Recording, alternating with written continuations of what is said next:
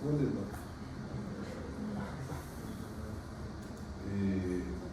¿Qué le dieron en las notas del parcial?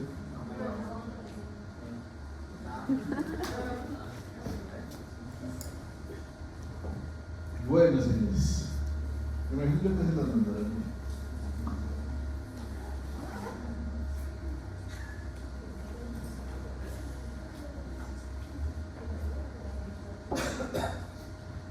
Probablemente esa es la razón de por qué tan pocos. Entonces, con esto comenzamos nuestro ciclo de conferencias sobre antibióticos, antimicrobianos en general. Vamos a ver, ustedes y yo, toda la línea de antibióticos. Vamos a ver generalidades ahorita, inhibidores de síntesis de pared, inhibidores de síntesis de proteínas, inhibidores de síntesis del ADN, otros grupos raritos. Vamos a ver metido dentro de todas esas vueltas de resistencia antimicrobiana y antituberculosos. Y terminando vamos a ver antirretrovirales, y con eso pues terminamos mi parte. Creo que van a ver ustedes también lo de psicofármacos, así que espero que lo disfruten. Unas particularidades sobre el tema de antibióticos: es un tema que va a ser difícil y que estoy seguro que ninguno de ustedes lo va a aprender. Esa es una vaina que uno termina aprendiendo con práctica y repetición. Creo que ustedes ya han visto algo de antibióticos, me imagino yo que generalidades cuando vieron microbiología. Ahorita ustedes lo van a ver, lo van a estudiar, lo memorizarán y tan pronto se acaba el semestre lo olvidarán. Y el próximo semestre en medicina interna se los van a volver a preguntar, ustedes van a quedar mal, me van a hacer quedar mal a mí, por fortuna los internistas no me conocen, entonces sí pueden echarme la culpa a mí o al 100. Les va a tocar volverlo a estudiar, pero esa segunda vez cuando ustedes lo estudien pues ya va a ser un poquito más fácil, y así sucesivamente hasta que se lo terminen memorizando. Pero sea lo que sea, esto siempre va a requerir un esfuerzo importante, sobre todo la primera vez. La primera vez suele ser la más traumática de todas. De ahí en adelante suele ser un poco menos difícil. Por otro lado, pues va a ser la que más esfuerzo va a requerir por parte de ustedes y mía tal vez. Entonces, la idea es que a partir de estas sesiones ustedes puedan identificar por lo menos las bases generales de los principales agentes quimioterapéuticos para el manejo de infecciones. Fíjense que acá estamos hablando de una palabra rara, y es eso de un agente quimioterapéutico, pero pues al final quimioterapia hace referencia a un tratamiento con sustancias químicas. Técnicamente todos los fármacos resultan siendo quimioterapias, en este caso particularmente de las infecciones. Vamos a reconocer las generalidades de las dianas terapéuticas. Para eso, por eso, farmacología viene después de microbiología y de patología, porque asumimos que usted ya conoce todos los mecanismos moleculares de la enfermedad y de las infecciones, por eso no me centraré mucho en eso. Vamos a hablar de los conceptos de farmacocinética y farmacodinámica aplicados para antibióticos, que tienen su particularidad, y intentaremos integrar algo de agentes antimicrobianos con algunas de sus indicaciones. Entonces, vamos a comenzar con 3 sujetos hipotéticos a los que pues miraremos qué opciones de tratamiento vamos a tener. Entonces, tenemos nuestra primera sujeta, que es Tasha. Es una señora de 25 años, no tiene una ocupación de ser administrativo, no tiene ningún antecedente médico relevante y acude a la clínica porque se queja de ardor para orinar y una sensación persistente de necesitar orinar con frecuencia. Ustedes creo que a eso lo llaman como urgencia urinaria o otras vainas. Además refiere dolor en la región baja del abdomen. Estos síntomas comenzaron hace aproximadamente 2 días y han ido empeorando gradualmente. En la anamnesis pues la paciente ha experimentado varias IUs en el pasado y pues no refiere fiebre, escalofríos, náuseas o vómito, no hay antecedentes de traumatismo ni de manipulación de la vía urinaria. Y en el examen físico pues está con fiebre, está con dolor en la palpación de la región suprapúbica y se observa algo de signos de irritación en la región lumbar. No se palpan, que no se observan signos de irritación ni se palpan masas. ¿Qué creen ustedes a priori que podría llegar a tener esa señora? ¿Ah? Aparentemente es una infección de vías urinarias. Obviamente esto es farmacología, no nos vamos a centrar en detalles súper de la minucia como los ven ustedes en semiología. Pues acá creo que es más que evidente. Claro, que eventualmente puede tener algún tumor, cáncer, lupus, pero pues lo más probable es que tenga una infección de vías urinarias del tipo de cistitis. Y fíjense que para corroborarlo con el laboratorio clínico, pues tenemos un examen de orina que nos muestra que tiene leucocituria, tiene nitritos positivos, tiene algo de glóbulos rojos, el pH ligeramente ácido y en el cultivo de orina, o sea, este parcial de orina ya me dice que la señora puede tener una infección de vías urinarias. Y si además le tomamos el cultivo de orina y vemos que normalmente no debería crecer nada, pero esta vez tenemos más de 100.000 unidades formadoras de colonias de Escherichia coli. ¿Hay alguna duda con que esto es una infección de vías urinarias? El agente patógeno más frecuente de las infecciones de vías urinarias es justamente Escherichia coli, que por supuesto que pueden existir algunos otros bichos tipo Proteus, tipo Providencias, tipo Serratias, inclusive bacterias gram positivas como Staphylococcus aureus, pero pues lo más frecuente va a ser Escherichia coli. Y pues acá tenemos ya la evidencia que el efecto es una Escherichia coli. Tendré que utilizar algún manejo farmacológico que me cubra Escherichia.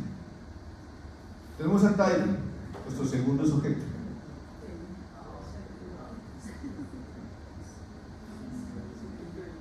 Le atiné a sus recuerdos.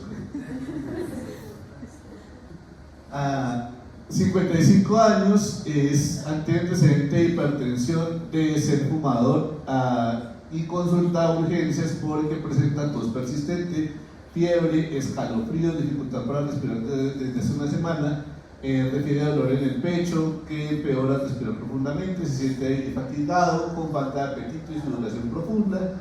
A la anamnesis no creo que haya nada importante excepto pues lo del tabaquismo, y en el examen físico lo vemos febril, con dificultad para respirar, una frecuencia respiratoria de 28, auscultación pulmonar que revela crepitantes en la base del pulmón derecho y disminución de los murmullos vesiculares en esa área. ¿Cuál es el diagnóstico a priori más probable? Una neumonía. Aparentemente es una neumonía adquirida en comunidad. Pues no dice que haya estado hospitalizado recientemente.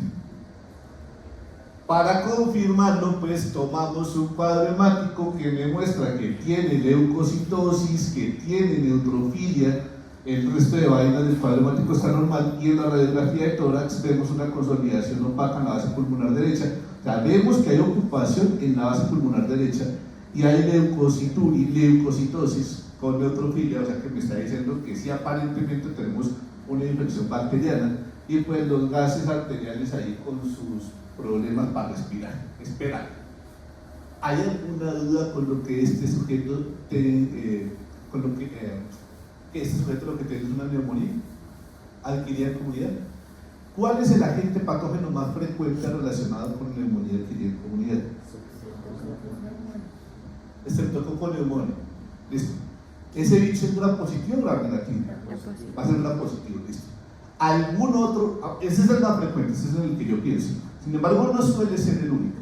Yo puedo tener algunos otros agentes patógenos. Así como lo primero que yo pienso en IU es Escherichia, lo primero que yo pienso en neumonía adquirida en comunidad es Streptococcus, pero yo puedo tener algunos otros bichos. ¿Cómo cuáles? ¿Cuál? Haemophilus influenzae. Ajá. A propósito, ¿ese bicho es gram positivo o gram negativo? Gram negativo. ¿Qué otro? Biogenita tiene. ¿Qué otro? ¿Qué? Klebsiella pneumoniae. ¿Gram positivo o gram negativo? Gram negativo.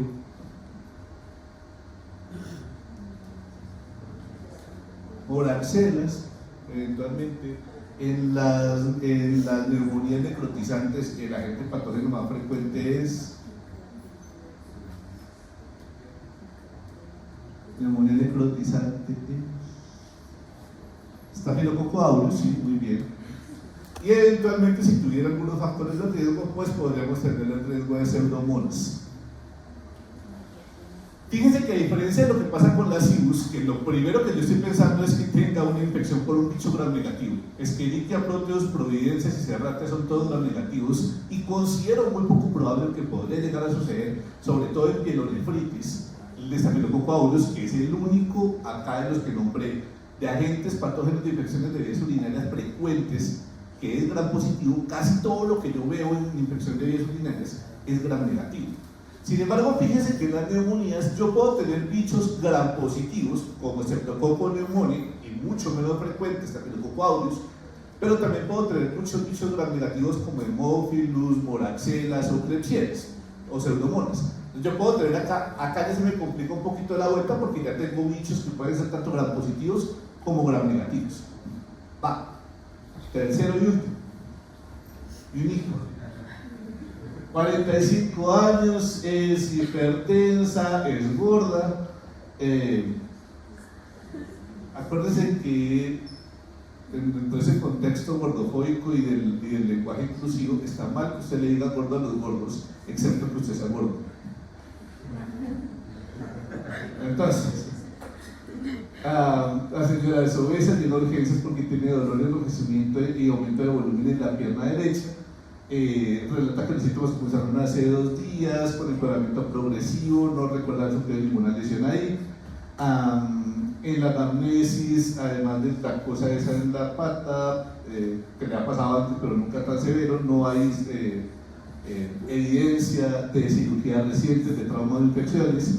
Y en el examen físico vemos que la pierna derecha está enrojecida, caliente, matizada. Se observa sensibilidad a la palpación de la zona afectada, no hay fluctuación en abscesos cutáneos, la paciente no presenta fiebre en el momento del examen. ¿Qué podría tener?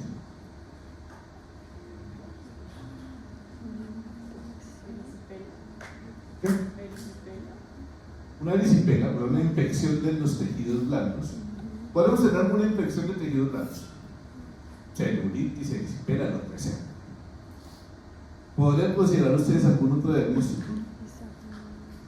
Acá se un diagnóstico diferencial súper importante, potencialmente mortal. ¿Cuál? Una trombosis venosa profunda, con el riesgo que me haga un tromboembolismo pulmonar. Si tengo una pata hinchada, no sé qué vaina sea, pero probablemente no sea bueno. Que hay un viejo dicho que dice que cuando la pata se hincha, la sepultura relincha. Y el manejo va a ser diametralmente opuesto, ¿no? Si yo tengo una TBP, el manejo va a ser con anticoagulación. Si yo tengo una infección, el manejo va a ser con antibióticos.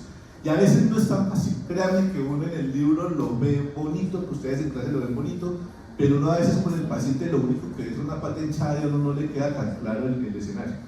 Como cuando le llega un paciente con disnea, con antecedente de tener falla cardíaca y de tener EPOC, a usted no le queda claro si lo que el paciente tiene, un empeoramiento de la disnea, si lo que el paciente llega es por un EPOC exacerbado, cuyo manejo va a ser principalmente respiratorio, eventualmente con antibióticos, o una falla cardíaca descompensada, que el manejo es supremamente distinto. Entonces, pues eso requiere ya la minucia que ustedes van ganando con el tiempo de semiología. Como no me queda tan claro, pues le tomamos un parcial de orden, este no era. Cuadro hemático tenía leucocitosis y el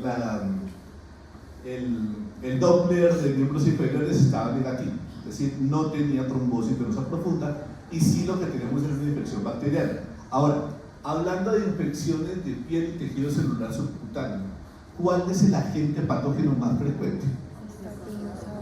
Staphylococcus aureus. Claro, que eventualmente yo pueda tener epidermidis, pueda tener algún otro bicho, pero lo primero que voy a pensar es en Staphylococcus aureus. Tanto estafilococo como epidermidis van a ser bichos gram positivos. En infecciones de piel y tejido celular subcutáneo, lo primero que yo pienso son infecciones por bacterias gram positivas. Por supuesto que eventualmente yo puedo tener alguna sobreinfección, no sé, puedo tener leptotriquia, puedo tener algún anaerobio, si me mordió un perro, un gato, un humano, pero no es lo más frecuente. Lo que yo primero voy a pensar es en un bicho gram positivo. Entonces pensemos hasta el momento en que nos hemos entrado. Nos hemos centrado que hemos visto 3 infecciones, una infección de vías urinarias, pensando que lo más probable de una IBU sea una bacteria gram negativa, principalmente Escherichia coli. Un segundo escenario donde tenemos una neumonía adquirida en comunidad, donde probablemente el bicho más frecuente sea una bacteria gram positiva como Streptococcus pneumoniae, pero yo puedo tener tanto infecciones por gram positivos como gram negativos en la vía aérea.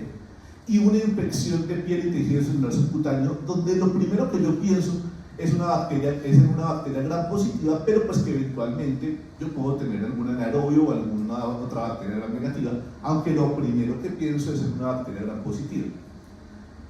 Esto ya indica que ustedes más o menos, si se dan cuenta hasta este punto, hemos integrado un poquito lo que ustedes medio han visto de semiología, lo que medio han visto de patología, lo que vieron en microbiología, y ahora vamos al siguiente paso, y es que tenemos que meterle medicamentos a esta vuelta.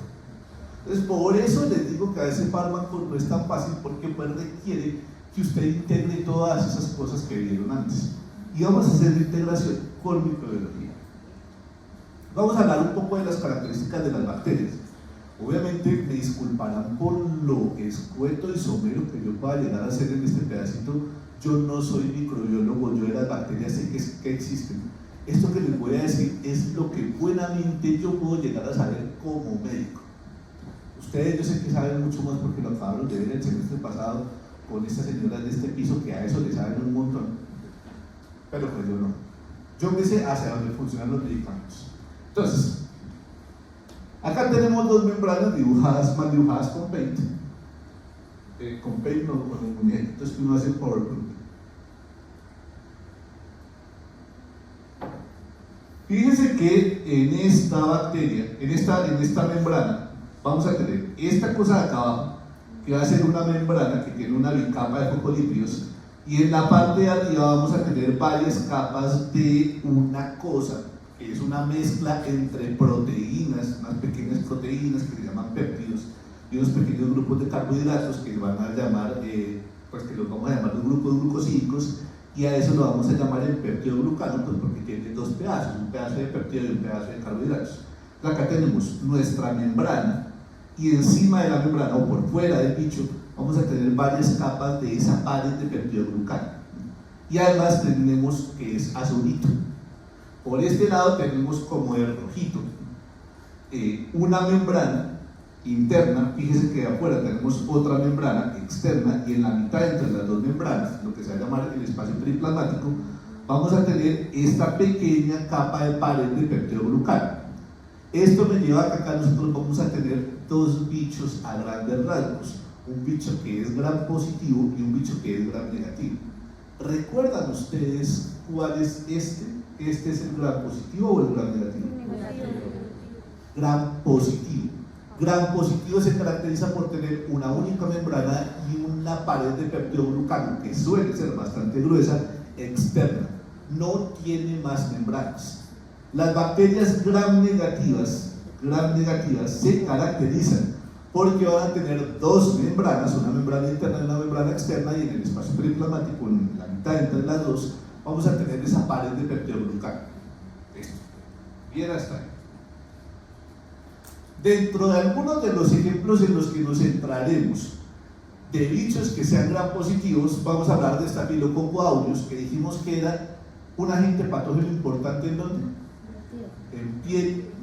Vamos a tener a Streptococcus pyogenes, a Streptococcus pneumoniae, Streptococcus agalactiae, Enterococcus y todo el grupo de Enterococcus, Faecium fecalis, Clostridium, las listerias y Bacillus anthracis, y dentro del grupo de las bacterias gram negativas que puedan ser eventualmente importantes para nosotros vamos a tener obviamente a Escherichia coli, a Salmonella, Pseudomonas aeruginosa, Klebsiella, Acinetobacter, Haemophilus, y el grupo de las Neisseria, gonorrea y meningitis.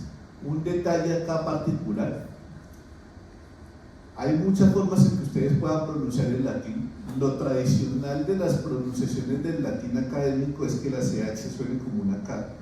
Por eso, si bien puede decir Escherichia coli, y suena muy bien para un cachaco, para un bogotano que nos gustan las palabras con che, suele sonar un poco más académico decirle Escherichia. Otro detalle: Pseudomonas. aunque sea un solo bicho, va a seguir siendo pseudomonas. No le digan pseudomona. Es como si usted tuviera un amigo que se llamara Andrés. Aunque sea uno solo, es Andrés, no es André. Pues aunque sea una sola pseudomona, suena horrible. Es una sola pseudomonas. Va, hablemos un poquito de lo que pasa con ese tal peptidoglucano. Ese peptidoglucano básicamente es lo que me va a formar la pared, va a ser como los ladrillos con los que se va a formar la pared, y dentro de sus funciones incluye que le va a dar rigidez, consistencia y protección a la bacteria en la medida que la bacteria suele tener una serie de cambios osmóticos. A ver, pasa que las bacterias suelen sufrir del síndrome de Diógenes. ¿Conocen ustedes qué es el síndrome de Diógenes?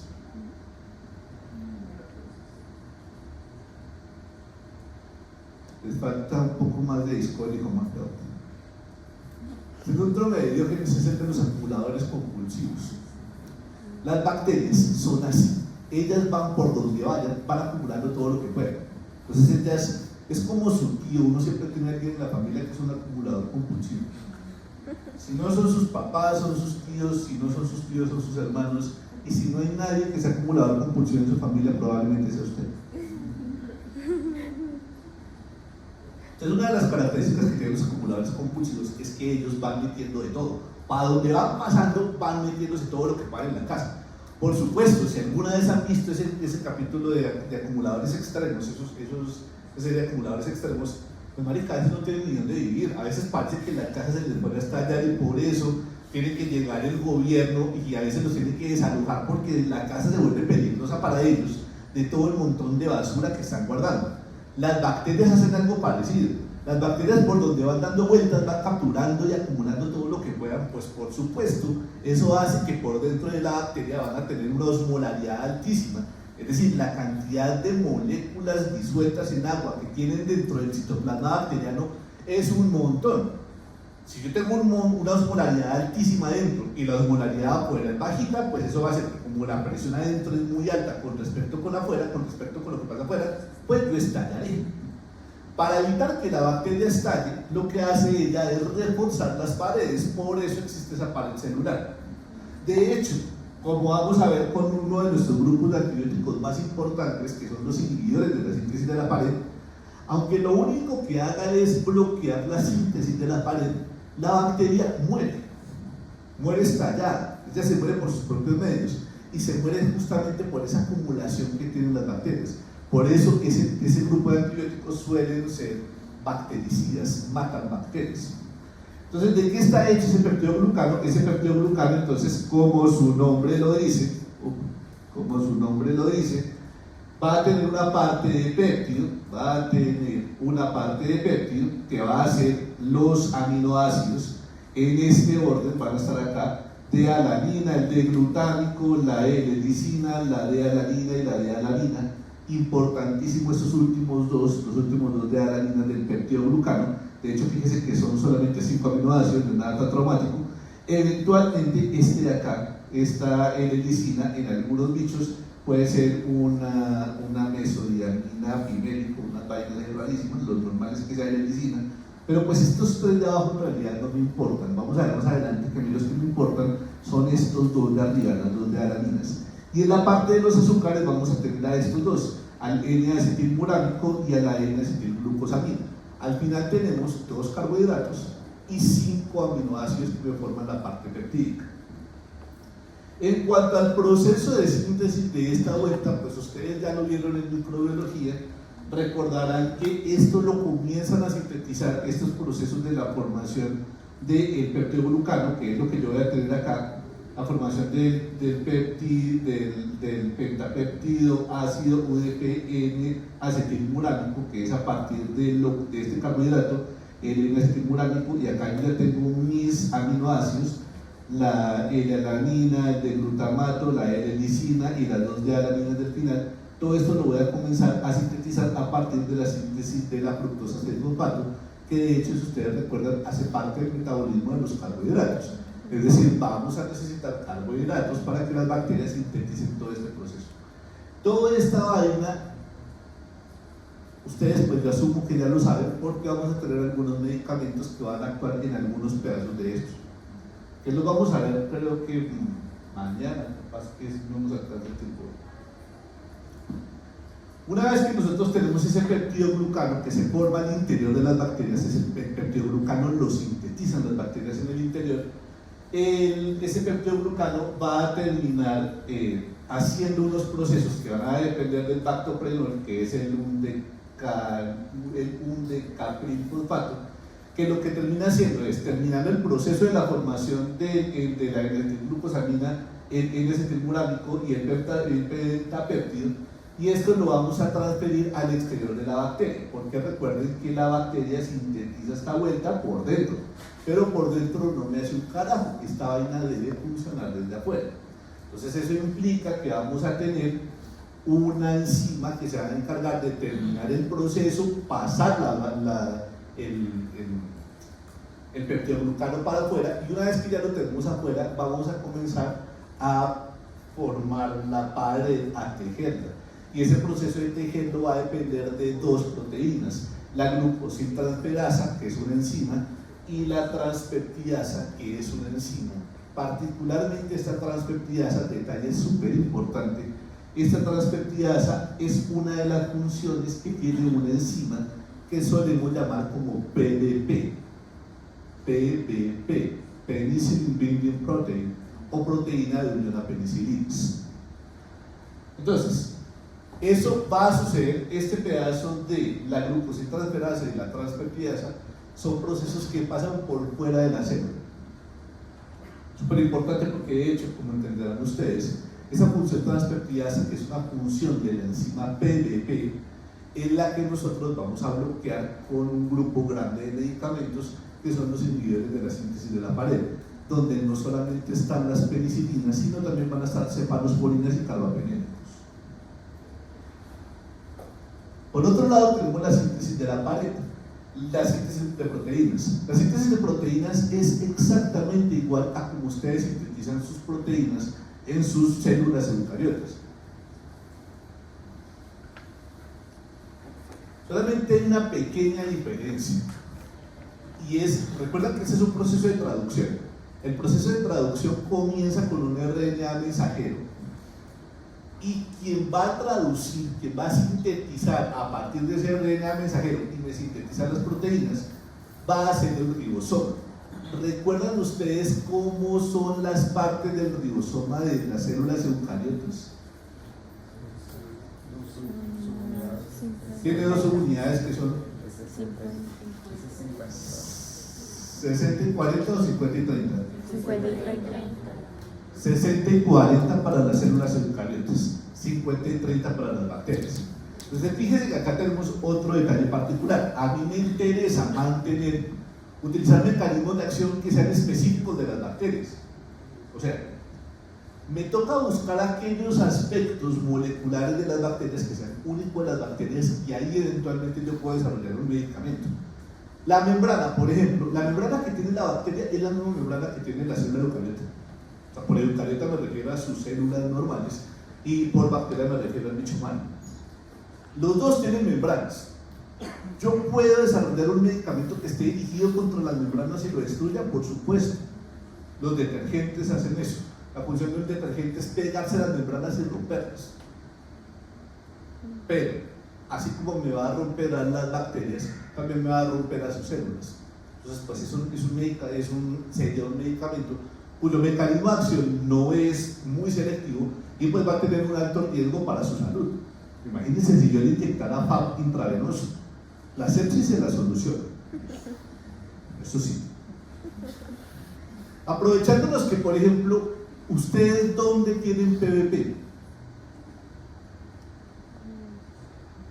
¿Qué parte de su cuerpo sintetiza pared? Pues ninguna, no son plantas aparentemente. Entonces, toda vez que no son plantas, no son bacterias, ustedes no tienen pared celular. Por eso me sirve ese mecanismo de acción, porque es chimbita, porque está dirigido contra una cosa que es específica de las bacterias. Ahora, otra posibilidad, lo de la síntesis de las proteínas. ¿Yo puedo irme dirigido contra el RNA mensajero? Pues no, porque resulta que ese RNA mensajero de las bacterias es igual al suyo. Paila, es mejor. Pero la ventaja es que los ribosomas de las bacterias sí son distintos a sus ribosomas. Entonces ahí sí puedo comenzar a jugar yo. En la síntesis de las proteínas, entonces, vamos a tener al RNA mensajero, que es la cosa esta amarilla, vamos a tener al RNA de transferencia. El RNA de transferencia para el proceso de traducción de proteínas en las bacterias siempre va a comenzar con una formilmetionina. Es un RNA de transferencia, esta cosa acá rarita, que va a tener pegado un aminoácido que es la formilmetionina. Se va a hacer la formilmetionil RNA de transferencia. Esa formilmetionil RNA de transferencia se va a pegar al RNA mensajero, específicamente al codón que me codifica para la formilmetionil RNA de transferencia, que de hecho va a ser mi codón de inicio, que es ese codón AUG. Y a partir de ese AUG es que se va a comenzar a formar el complejo de iniciación. Eso lo vieron ustedes en genética, lo vieron ustedes en microbiología. Esa formación del complejo de iniciación comienza con la unión del formilmetionil RNA de transferencia al codón AUG del RNA mensajero, y a esa vuelta se le van a pegar dos elementos más: la subunidad 30S del ribosoma y la subunidad 50S del ribosoma. Esa subunidad 50S del ribosoma, cuando se forma, pues me va a terminar formando tres bolsillos. Un bolsillo acá, que va a ser el bolsillo P, que es donde se va formando el péptido. Un bolsillo acá, que es el bolsillo A, que es donde se van a pegar los aminoácidos, y un bolsillo de salida o bolsillo E. Tenemos el bolsillo de salida, el E, tenemos el bolsillo P, el péptido, y el bolsillo A de aminoácido, que es el EPA de la unidad 50S del ribosoma. Toda vez que el aminoácido se va a pegar, el péptido se va a pegar al bolsillo P, me queda el bolsillo A libre. En ese bolsillo A pues va a venir mi siguiente aminoácido. Entonces aquí el aminoácido con el que comienza es el AUG, el que sigue es el UCA. UCA codifica para una serina. UCA codifica para una serina. Entonces en efecto acá se va a pegar un aminoácido RNA de transferencia, es decir, una serina pegada a un RNA de transferencia que se va a pegar al bolsillo A. Y una vez que yo tengo los dos bolsillos, el P y el A ocupados, viene el detalle más importante de esta situación, y es que se forma un enlace peptídico. Esta formación de este enlace peptídico, de formar un enlace acá, es un proceso enzimático que depende de la subunidad 50S del ribosoma, específicamente una parte de esa subunidad 50S conocida como la subunidad 23S. Esa subunidad 23S lo que hace es formar los enlaces peptídicos. Una vez que se forma ese enlace peptídico, todo el complejo se mueve, pasa al bolsillo P, el bolsillo A queda libre. Una vez que el bolsillo A queda libre, se me va a pegar el siguiente aminoácido, que en este caso va a ser una leucina, se forma el enlace peptídico gracias a la subunidad 23S, y todo el complejo se va moviendo, y así sucesivamente hasta que se termina de formar toda la proteína. En el segundo proceso de la traducción, que se llama la elongación. El primer proceso es la iniciación, que consiste en pegar la formilmetionil RNA de transferencia al RNA mensajero y se pega la subunidad 30S del ribosoma y la subunidad 50S del ribosoma. Ese es mi complejo de iniciación. Después viene todo el proceso de elongación, en el que se van sintetizando las proteínas hasta que llegamos a un codón de parada. Los codones de parada son estos de acá, el UAA, el UAG y el UGA. Cuando llegamos a uno de esos codones de parada, lo que va a pasar, eso no codifica para ningún aminoácido, sino que se van a pegar unas proteínas que se van a llamar los factores de terminación, y ese factor de terminación lo que hace es desensamblarme toda la maquinaria de traducción, me manda la subunidad 50S y 30S listas para que vuelvan otra vez a traducir una nueva proteína. El RNA mensajero o lo podemos destruir o lo podemos volver a utilizar, y pues ya me quedó mi proteína lista. ¿Proteína lista para qué? Para lo que sea que necesite una bacteria. para las enzimas de la PDP, para las enzimas de la glucosintransferasa, para todas las enzimas del proceso metabólico de la glucosa, para las enzimas necesarias para la síntesis del peptidoglucano, para guardarlas para lo que sea es que vamos a necesitar esas proteínas, y de esa manera es que se sintetiza una proteína. Esto es lo mismo en cuanto al sentido y la forma como se hace el proceso de traducción en las células eucariotas, solamente que acá pues le cambiamos el nombre al ribosoma.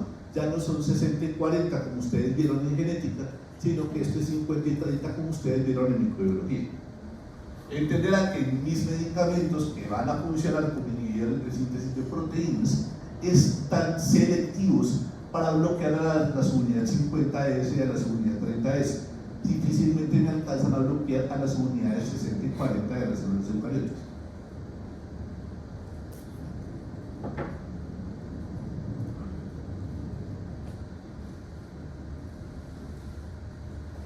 El otro proceso va a ser cómo sintetizamos el ADN.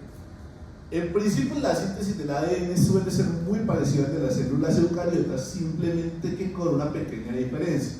A diferencia de lo que pasa con ustedes, las bacterias tienen la capacidad de sintetizar los folatos por sus propios medios. No todas las bacterias, pero sí que muchas bacterias sintetizan folatos. Ustedes no, ustedes los obtienen de la dieta.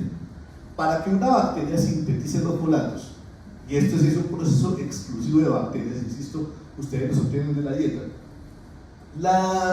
el protofolato, la molécula con la que la bacteria va a comenzar a sintetizar los folatos, va a ser esta cosa de acá que se llama la molécula de pteridina.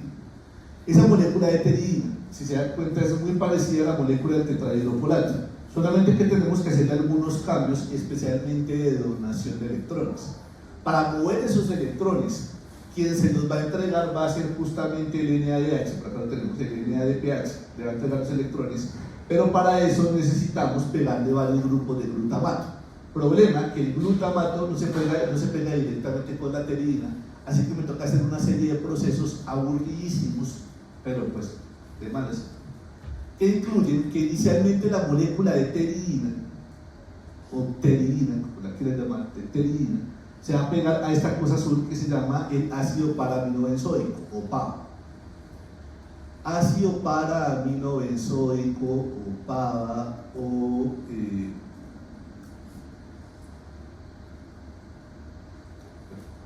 ácido paraminobenzoico o paraaminobenzoato o PABA es la misma vuelta.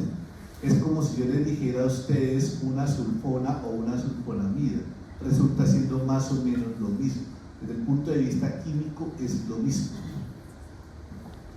Si yo digo el ácido paraminobenzoico o el paraminobenzoato, pues resulta siendo lo mismo, solamente que uno está en la forma de ácido y el otro no, pero es la misma vuelta. Cuando la molécula de pteridina se pega con el PAB, con el ácido paraminobenzoico, me van a formar una cosa que se llama el ácido dihidroteroico.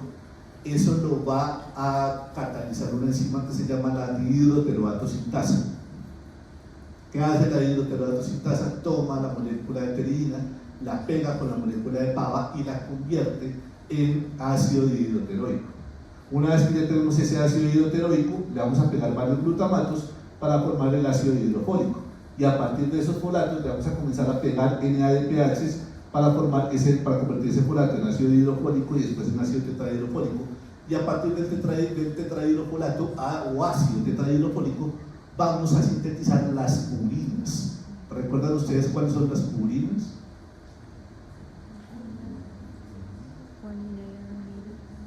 Purinas son dos: adenina y guanina. Acuérdense del puro medio. Purinas son guanina y adenina. Y el resto, timina, uracilo y citosina, van a ser las pirimidinas. Esas guanina y adenina las necesitan las bacterias ¿para qué?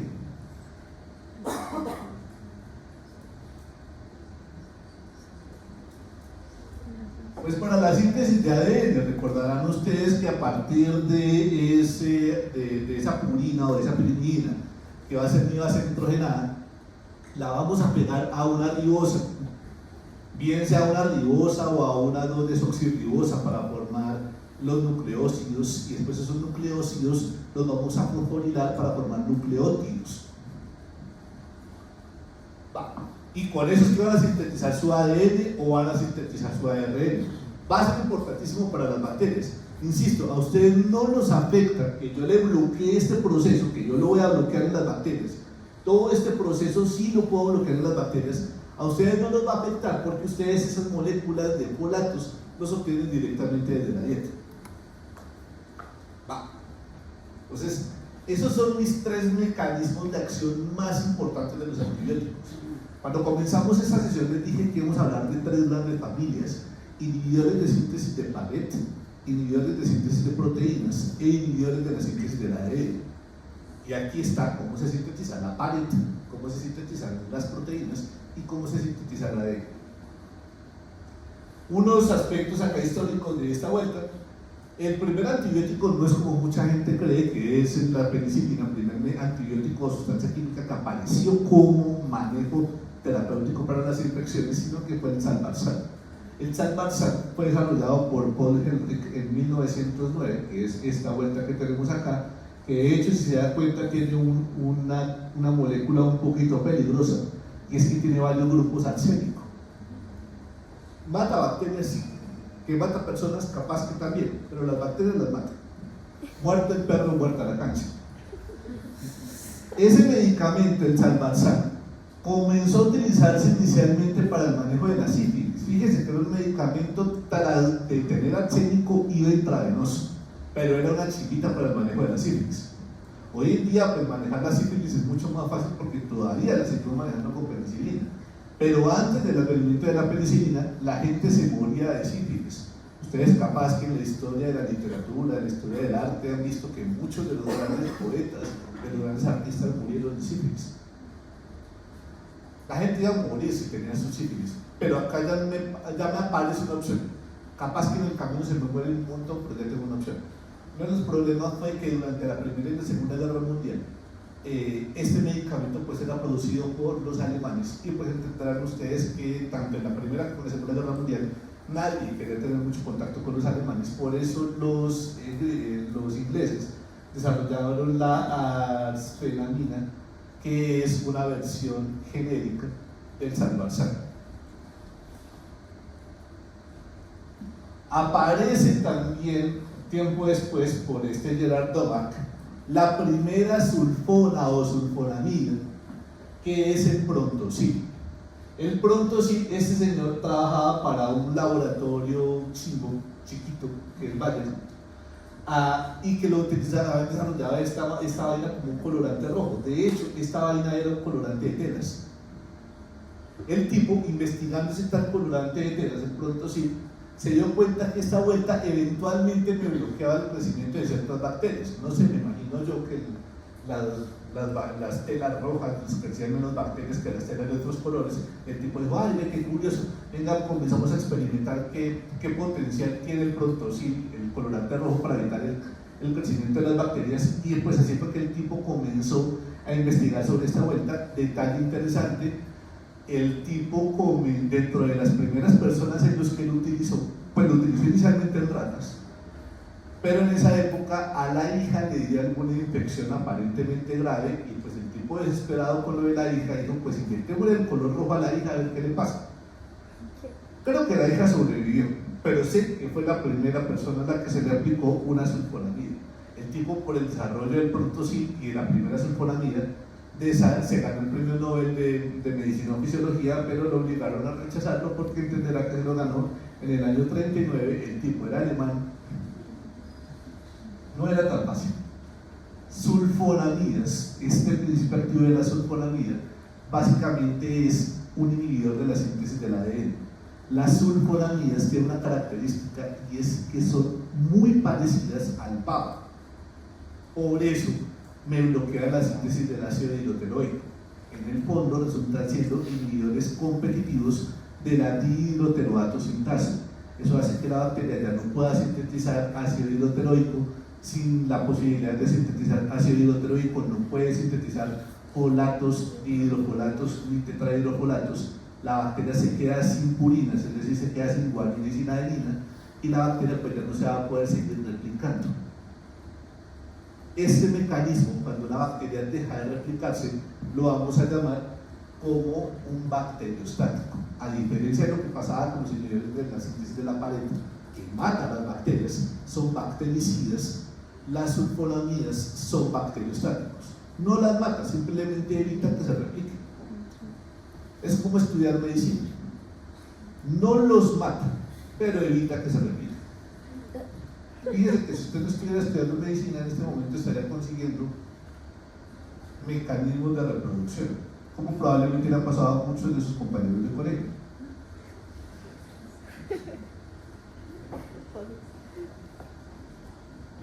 Y por último tenemos acá, bueno, por último del grupo de desarrollo de antibióticos tenemos al granito de la penicilina, que es Alexander Fleming.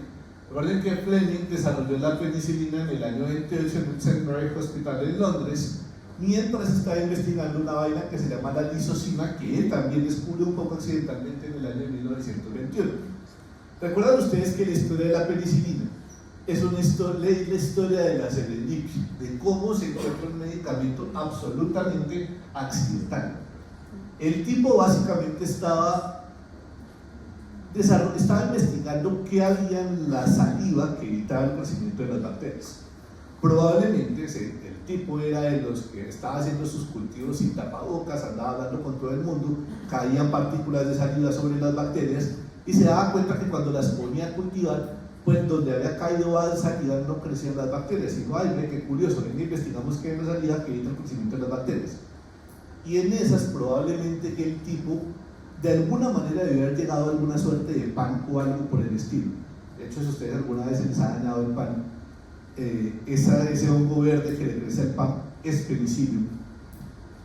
El tipo seguramente dejó para algunas vacaciones ahí el pan que le creciera y resultó que donde crecían los hongos no crecían las bacterias, se le contaminó. Normalmente un microbiólogo cualquiera, cuando ve que su cultivo se contamina, lo que hace es botar, pero al tipo le llamó mucho la atención que donde crecían los hongos no crecían las bacterias y dijo, ve marica, venga, ¿qué tendrá ese hongo penicillium que evita el crecimiento de las bacterias? Y a partir de ese penicillium notatum fue que el tipo comenzó a investigar qué puede llegar a ser. El tipo en el fondo no desarrolló el mecanismo de acción, no lo encontró. Fíjense que acá primero se encontró el medicamento y no se sabía cómo funcionaba.